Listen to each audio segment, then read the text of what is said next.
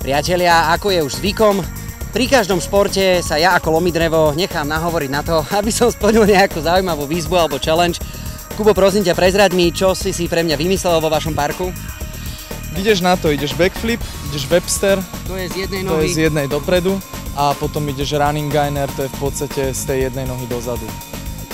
Ničomu som nerozumel, ale môže byť. Díky moc, ide sa na to. Ani rýchly stretching hneď na úvod nezabránil prvým pádom.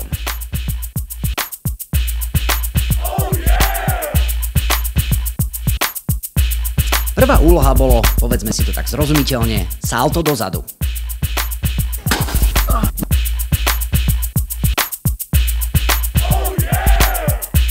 Čo si?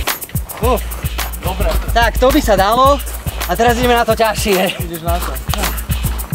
Ďalší nezrozumiteľný názov triku vlastne znamená salto vpred z jednej nohy.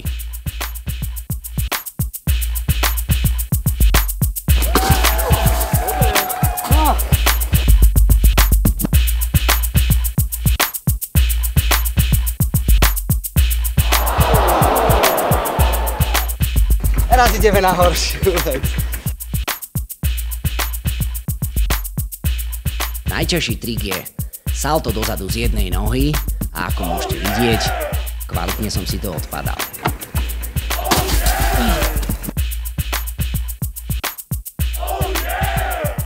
Parkour je naozaj šport pre tvrdé povahy.